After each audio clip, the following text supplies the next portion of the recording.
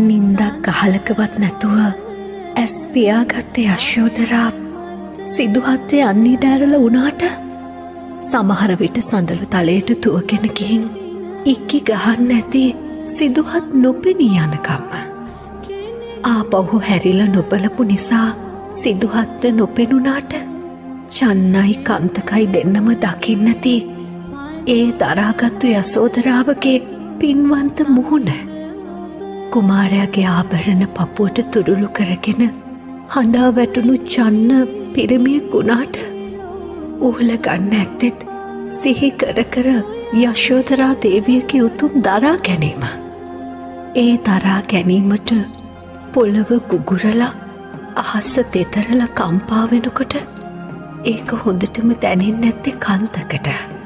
කන්තකගේ ලය පැලුණ කිව්වට සමහර විට කන්තකගේ ලය පැලුනේ ආපහු ඇවිත් යශෝදරා දේවියගේ මූණ බලන්න බැරිකමටත් එක්ක වෙන්න ඇති. එදා යශෝදරාව රළු ආහාර වැළඳුවේ පණ්ඩු පාට ඇඳුම් වැන්දේ උඩු මහලෙන් බිමට නොබැස්සේ ලෝකෙ කාටවත්ම නොදෙවෙනිව ඒ පපුවේ තිබුණු අසීමිත ස්වාමි භක්තියට. කෝ මට පෙන්නන්නකෝ අර මට නම් පේන්නේ හැලමල් ගොඩක් විතරයි. කොහොමද අඳුරගන්නේ? අවුරුදු ගානකින් තමුන්ගේ ස්වාමියා බුද්ධ රාජ්‍ය දිනාගෙන එනකොට එතුමියටම දැනෙන්නේ නැති තමුන්ගේ දරා ගැනීම ශක්තිය.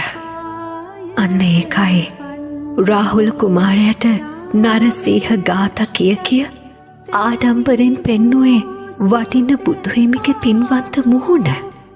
ලෝකෙම නිවන්න ඕනෙ නිසා යශෝදරා දරාගත්ත මිසක ඕනෙ නම් තිබුණා සිදුවත්ගේ උණුහුමේ තනියම නිවෙන්න. එකම එක කඳුලක් හරි හෙළුවනං එදා යශෝදරා සිදුහත්ට පේන්න ඇත්තටම අත බුදු කෙනෙක් නෑ මේ තුන් ලෝකෙටම. විවරණ ගන්න කලියෙන් පිරිමියෙක් බුදු වෙන්න විවරණ දෙන්නයි ඕනේ තමුන්ගේ බිරිඳට යශෝදරාවක් වෙන්න.